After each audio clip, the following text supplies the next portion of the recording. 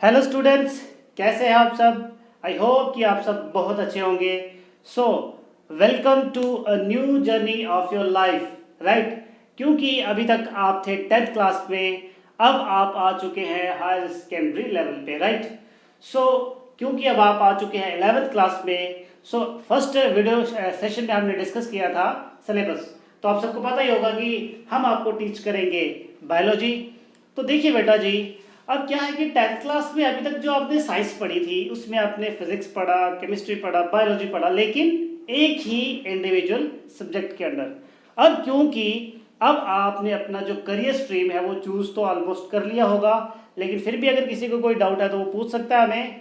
तो जिन बच्चों ने तो मन बना लिया है कि हम बायोलॉजी ही पढ़ेंगे, उनके लिए आज का लेक्चर बहुत ज़्यादा इंपॉर्टेंट होने वाला है, राइट। क्योंकि आज हम शुरू करने जा रहे हैं बायोलॉजी का चैप्टर नंबर 1। तो चलिए शुरू करते हैं। सिलेबस आपके साथ डिस्कस कर लिया है। सो कुछ भी ऐसा नहीं होगा जो हमने 9th और 10th क्लास में नहीं पढ़ा होगा। बहुत सिंपल सब्जेक्ट है, biology is one of the simplest subject of 11th and 12th class, right. तो अगर बात करें हम बायोलॉजी की, तो जो सबसे पहला चैप्टर हम पढ़ने वाले हैं बायोलॉजी में वो होगा द लिविंग वर्ल्ड, राइट। लेकिन क्योंकि अब आप आ चुके हैं 11th क्लास में, तो आप सबको ये पता रहना चाहिए कि अब हम एक एक सब्जेक्ट्स को इंडिविजुअली पढ़ रहे हैं, तो उन सब की आपको डेफिनेशंस का पता होना बहुत ही ज़्यादा ज़रूरी है। सो अगर मैं डेफिनेशन की बात करूँ तो बायोलॉजी जब माइंड में आता है, सबसे पहले माइंड में आता है लिविंग थिंग्स, लिविंग थिंग्स की स्टडी। क्योंकि बायो का मतलब ही होता है लिविंग और लॉजी का मतलब होता है स्टडी, यानी कि the study of living things and their life forms and their life processes. जिस तरह से आपने फर्स्ट चैप्टर 10th क्लास में पढ़ा था कि हमारी बॉडी में कौन कौन से फिजियोलॉजिकल फंक्शंस होते हैं, लाइफ प्रोसेसेस, तो बायोलॉजी बस उन्हीं चीज़ों से डील करती है, राइट। तो अगर मैं वैसे तो बायोलॉजी की बहुत सारी ब्रांचेस होती हैं, लेकिन जो सबसे दो मेन ब्रांचेस होती हैं बायोलॉजी की, जिनको हम हाई लेवल्स पे डिवाइड करते हैं, पहली है botany, that is the study of plants, और दूसरी होती है zoology, that is the study of animals. इसके अलावा भी बहुत सारी ब्रांचेस होती हैं, राइट। तो बात करते हैं कि इस चैप्टर में आप क्या क्या पढ़ने वाले हैं। तो जैसे कि चैप्टर का नाम है द लिविंग वर्ल्ड, वर्ल्ड का मतलब क्या है, हम वो सारी चीजों को डिस्कवर करेंगे या पूरी चीजों को ग्रैस्प करेंगे जो इस वर्ल्ड में लिविंग है, राइट। क्योंकि हमें पता है ये जो पूरा का पूरा यूनिवर्स है, इसमें अमेजिंग डाइवर्सिटी है लिविंग स्पीशीज की। तो उसी को मद्देनजर रखते हुए इस चैप्टर में हम पढ़ेंगे कि इतनी ज़्यादा डाइवर्सिटी है इस वर्ल्ड में, उन डाइवर्सिटी के बेसिस पे हम किस तरह से ऑर्गेनिजम्स को अरेंज करते हैं, राइट। सो इस चैप्टर में हम ये पढ़ेंगे कि लिविंग थिंग्स और नॉन लिविंग थिंग्स के बीच में ऐसे कौन से बेसिक डिफरेंसेस होते हैं जिसके बेसिस पे आप ये डिसाइड कर पाते हैं कि what is living and what is non living, right. So वो सारे बेसिक फीचर्स पढ़ने वाले हैं। उसके बाद इस चैप्टर में हम ये देखेंगे कि क्योंकि ये जो चैप्टर है लिविंग वर्ल्ड, मैंने आपको सिलेबस डिस्कस करते समय बताया था कि इस यूनिट का नाम है डाइवर्सिटी। क्या नाम है बेटा? डाइवर्सिटी। सो क्योंकि ये डाइवर्सिटी यूनिट का पहला चैप्टर है, तो डाइवर्सिटी में हम उन सारे ऑर्गेनिजम्स को डिस्कवर करेंगे जो लिविंग होते हैं। सो ये उसका इंट्रोडक्टरी चैप्टर है, राइट। सो ये दुनिया कितनी खूबसूरत है, कितने सुंदर सुंदर फूल होते हैं, सुंदर सुंदर ऑर्गेनिजम्स, पक्षियों को देखिए कितने सुंदर हैं, कितने सुंदर सुंदर जानवर हैं, कोरल रीफ्स को देखिए, ये जो सारा का सारा डाइवर्सिटी है, कितने इनके लाइफ फॉर्म्स होते हैं, कितने स्पीशीज होते हैं, कैसे क्या इनको हमने किस तरह से पढ़ना है, वो इस चैप्टर में हम डिस्कस करेंगे। लेकिन लेकिन लेकिन सबसे बड़ा सवाल, हम पढ़ रहे हैं लिविंग वर्ड, पहला वर्ड क्या है इसका? लिविंग, यानी कि लिविंग होने के लिए लाइफ का होना बड़ा इंपॉर्टेंट है। क्योंकि अगर कोई ऑर्गेनिज्म लिविंग है तो बहुत सिंपल सी बात है कि उसकी लाइफ भी होती होगी, है ना? सही बात। सो चलिए डिफाइन करते हैं व्हाट इज लाइफ। तो अगर वैसे लेमन लैंग्वेज में बात करूँ कि लाइफ क्या है, जिंदगी है। तो जिंदगी में क्या होता है, हमारी जिंदगी देखिए, लिविंग कौन है? जो मूवमेंट करता है, जो खाना खाता है, जिसकी मेटाबॉलिज्म होती है, जो रिस्पॉन्स करता है, वगैरह वगैरह सारी चीज़ें। लेकिन जब हम इन सारी चीज़ों को एक डेफिनेशन में कंबाइन करते हैं तो कुछ इस तरह से हम लाइफ को डिफाइन करते हैं। सो it is a very unique complex, क्या ये बड़ा ही यूनिक और कॉम्प्लेक्स फिनोमिना है। देखिए, आप खाना खाते हैं, खाना खाने से लेके उसकी कितनी प्रोसेसिंग होती है, 10th क्लास में पढ़ा था ना। So it is a very complex process and it is an organization of molecules. तो मॉलिक्यूल्स का ऑर्गेनाइजेशन कैसा है? हमारी बॉडी में देखिए कितने तरह के सेल्स हैं, डिफरेंट टाइप्स ऑफ सेल्स हैं।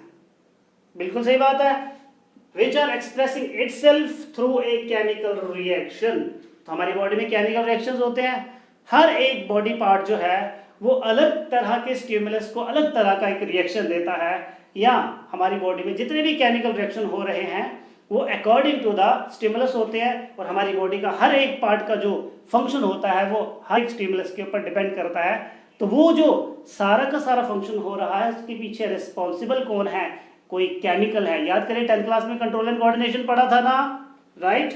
उसके बाद विच लीड्स टू। सो इन सारे केमिकल रिएक्शंस को करने के बाद जब ये सारे केमिकल रिएक्शन हो, जैसे कि खाना खाया, खाना पेट में गया, खाने की प्रोसेसिंग हुई, उससे हमें एनर्जी मिली, उससे हमें हमारी बॉडी को क्या हुआ? ग्रोथ हुआ, right? So which leads to, सबसे पहले क्या होती है? बॉडी की ग्रोथ, उसके बाद डेवलपमेंट, उसके बाद हमारी बॉडी रिस्पॉन्स देती है और उसी के बेसिस पे हमारी बॉडी क्या करती है? अडेप्ट करती है। अभी अगर मैं आपको सियाचिन के ग्लेशियर पे भेज दूं तो क्या आपकी डेथ हो जाएगी? नहीं होगी ना। तो वही दैट फिनोमिना कि जिस पर्टिकुलर एनवायरनमेंट में हमारी जो बॉडी होती है, किसी भी पर्टिकुलर एनवायरनमेंट में अपने आप को बहुत ही जल्दी से ढाल लेती है, उसको कहा जाता है adaptation. And finally the reproduction, कि हम जो लिविंग ऑर्गेनिजम्स हैं किस तरह से अपनी प्रोजेनी को एक जनरेशन से दूसरी जनरेशन बढ़ाते हैं, राइट? तो ये था इस चैप्टर का छोटा सा इंट्रोडक्शन। अब हम जो अगला वीडियो सेशन होगा उसमें ये डिस्कस करेंगे कि अगर कोई ऑर्गेनिज्म लिविंग है तो उसके कौन कौन से क्राइटेरिया होते हैं कि हम इसको लिविंग कहें या लिविंग ना कहें।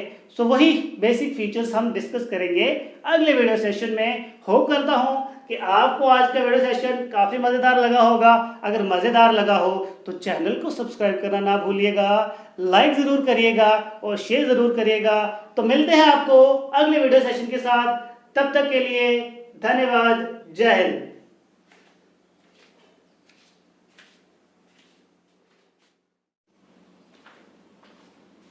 Hello students, welcome back again with hotspot biology by Tahir Awan के साथ। फर्स्ट वीडियो सेशन में हमने डिस्कस किया था लाइफ के बारे में। आज हम डिस्कस करेंगे कि लिविंग ऑर्गेनिजम्स के कौन कौन से बेसिक कैरेक्टरिस्टिक्स होते हैं। रिवाइंड करवा दूं कि हम पढ़ रहे हैं 11th क्लास का chapter number 1 the living world. तो चलिए वीडियो शुरू करते हैं और देखते हैं कि कोई भी ऑर्गेनिज्म अगर लिविंग है तो उसके कौन कौन से कैरेक्टरिस्टिक्स होने चाहिए, राइट? तो सबसे पहला फीचर जो एक लिविंग ऑर्गेनिज्म में होना ही चाहिए, that is the cellular structure, right? 9th class में आपने क्या पढ़ा था? Cell is the structural and basic unit of life. अगर किसी ऑर्गेनिज्म की बॉडी में सेल नहीं है हम उसको लिविंग कंसिडर नहीं कर सकते हैं। Very very important point. उसके बाद जो सेकंड फीचर है जो ऑर्गेनिज्म में होना ही चाहिए, दैट इज ऑर्गेनाइजेशन। तो याद करिए हमने प्रीवियस क्लासेस में क्या पढ़ा था? सेल मिलकर क्या बनाता है? टिश्यू। टिश्यू मिलकर क्या बनाता है? ऑर्गन। ऑर्गन मिलकर क्या बनाता है? Organ system. और ये फाइनली क्या बनाता है? Organism, right? ये जो पूरा एक सीक्वेंस हमने देखा, इसमें क्या है कि सेल के बेसिस पे सारे की पूरा का जो पूरा ऑर्गेनिज्म है उसकी बॉडी स्ट्रक्चर डिपेंड करता है कि कौन सा पर्टिकुलर पार्ट कौन सा पर्टिकुलर फंक्शन परफॉर्म करेगा in a proper manner, that is known as organisation. तो जब जैसे एग्जांपल के तौर पे जब आप खाना खाते हैं तो जब जैसे ही चपाती को मुंह में डालते हैं तो मुंह ऑटोमेटिकली कैसे खुल जाता है आपका? जैसे किसी डॉगी को देखते हैं तो झट से क्यों भागना शुरू कर देते हैं? दैट इज कि आपकी जो बॉडी है पर्टिकुलर स्टिमुलस के अकॉर्डिंग किस तरह से रिस्पॉन्ड कर रही है, किस तरह से वो पर्टिकुलर अपने आप को ऑर्गेनाइज कर रही है। So that is also very very important feature कि ऑर्गेनाइजेशन किस तरह से है बॉडी पार्ट्स की। Number 3, energy. तो अब देखिए ना, जिंदा रहने के लिए क्या चाहिए? खाना। खाना क्या देता है हमें? एनर्जी। सो अगर कोई भी ऑर्गेनिज्म लिविंग है, सो उसको अपने सर्वाइवल के लिए क्या चाहिए? एनर्जी। बिना एनर्जी के तो कोई भी नहीं रह सकता है। सो this is also very important feature. उसके बाद number 4, that is homeostasis. So homeostasis देखिए, इसको एक्सप्लेन करने से पहले आपको एक एग्जांपल देते हैं। जैसे मैंने आपको यहाँ से भेज दिया, मान लीजिए हिमाचल, तो क्या हिमाचल जाने पे आपका जो इंटरनल बॉडी टेम्परेचर होगा वो क्या ठंडा पड़ जाएगा? अगर आप अभी फॉर एग्जांपल गर्मियाँ चल रही हैं जैसे, तो ऐसा थोड़ी होता है कि गर्मियों में आपकी बॉडी इंटरनल जो बॉडी है वो ज़्यादा गर्म होती है, ठंडे इलाके पे जाने पे ज़्यादा ठंडी हो जाती है। बिल्कुल ऐसा नहीं होता है। So homeostasis is simply the phenomena of maintenance of internal body temperature, right. So इसमें क्या होता है, हमारी बॉडी का जो इंटरनल बॉडी टेम्परेचर होता है ये हमेशा मेंटेन रहता है, या आप ये कह सकते हैं it is always constant, that is 37 degree Celsius. So that process is known as homeostasis, यानी कि the maintenance of internal body temperature with respect to external environment, right. उसके बाद नंबर 5 आ गया मेटाबॉलिज्म। सो मेटाबॉलिज्म 10th क्लास में हमने पढ़ा था। Metabolism क्या होता है? It is the sum total of all chemical reactions. याद करिए, कुछ याद आया? खाना खाते हैं, खाना पेट में जाता है, उसकी प्रोसेसिंग होती है, उसके बाद क्या मिलती है? एनर्जी मिलती है। वो जो एनर्जी मिलने तक की सारी प्रोसेसेस होते थे। हमने क्या देखा था कि सबसे पहले माउथ में क्या होता है? सबसे पहले माउथ में डाइजेशन होता है, फिर स्टमक में होता है, फिर स्मॉल इंटेस्टाइन, फिर लार्ज इंटेस्टाइन। हर जगह क्या हो रहे थे? एंजाइम्स आ रहे थे। एंजाइम क्या करते थे? एक पर्टिकुलर केमिकल रिएक्शन करते थे। सो वही जो जितने भी हमारी बॉडी में केमिकल रिएक्शंस हो रहे हैं टू लिबरेट एनर्जी, राइट, उन सब केमिकल रिएक्शंस को क्या कहा जाता था? मेटाबॉलिज्म, जिसको हम डिवाइड करते थे 2 टाइप्स में। फर्स्ट वाज द एनाबॉलिज्म, पहला क्या था? एनाबॉलिज्म। दूसरा था कैटाबॉलिज्म, राइट। सो बहुत सारे बच्चे भूल जाते हैं what is the difference between anabolism and catabolism. तो बड़ा ही सिंपल सा ट्रिक बताऊंगा आपको। ट्रिक क्या याद रखना है? AC and CD। तो AC का मतलब क्या हुआ? Anabolism is the constructive process. Anabolism is the constructive. तो कंस्ट्रक्टिव क्या होता है? किसी चीज को जोड़ना। तो जैसे एक सिंपल सी मैं एक एग्जांपल की बात करता हूं। आपने पढ़ा था carbon dioxide plus water gives us C6H12O6। सो ये क्या है? एनर्जी कंपाउंड है, ग्लूकोज। तो देखिए 2 मॉलिक्यूल मिले और इन्होंने एक मॉलिक्यूल बनाया जिसमें क्या स्टोर होती है? Energy. So that process where the molecules combine to form a molecule which store large amount of energy, that reaction is known as anabolism। यानी कि यहाँ पे क्या हो रही है? एनर्जी बन रही है, मॉलिक्यूल्स जुड़ के एनर्जी क्रिएट कर रहे हैं। तो जब कोई चीज जुड़ती है उसको क्या बोला जाता है? Construction. So anabolism is the constructive process where the energy is formed. अब आ गया कैटाबॉलिज्म। सो CD मतलब कैटाबॉलिज्म इज डिस्ट्रक्टिव प्रोसेस, यानी कि एनाबॉलिज्म में जो एनर्जी बनी थी, अब वो जो एनर्जी है यूटिलाइज करती है जब हमारी बॉडी, उस प्रोसेस को कहा जाता है कैटाबॉलिज्म। जैसे ये जो एनर्जी है, ग्लूकोज है, इसको खाते हैं ह्यूमन बींग्स, हमारी बॉडी में जाता है। ये बॉडी में जाने के बाद जैसे चपाती खाते हैं तो उसमें ये प्रेजेंट रहता है, बॉडी में गया, बॉडी ने इसको तोड़ा, तोड़ने के बाद जो इसके अंदर एनर्जी स्टोर होती है उसको हमारी बॉडी यूटिलाइज करती है। So that is known as catabolism. और दोनों को जब हम बोलें एक टर्म में, that is known as metabolism. तो ये होना ही चाहिए अगर कोई ऑर्गेनिज्म लिविंग है, राइट। चलिए आगे चलते हैं। उसके बाद जो नेक्स्ट फीचर है दैट इज ग्रोथ। अब देखिए, अब आप 11th क्लास में पहुंच गए, राइट। सो 5th क्लास में कितने से थे? 3 फुट, 2.5 फुट। अब कितने होंगे? 5 फुट। सो जैसे ही ऑर्गेनिज्म का लाइफ स्पैन बढ़ता है सो उसकी क्या होती है? ग्रोथ। लेकिन अब अगर आप 5 फुट के हैं तो क्या अगले साल 4.5 फुट के हो जाओगे? ऐसा तो नहीं ना होता भाई। सो ग्रोथ क्या है? It is an irreversible feature, irreversible change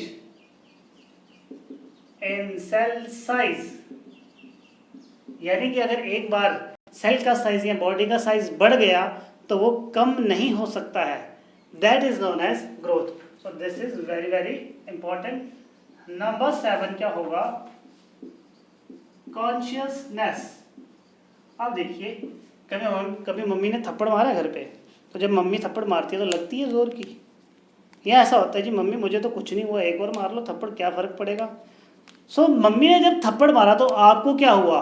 दर्द हुआ। यानी कि you are aware of your surroundings.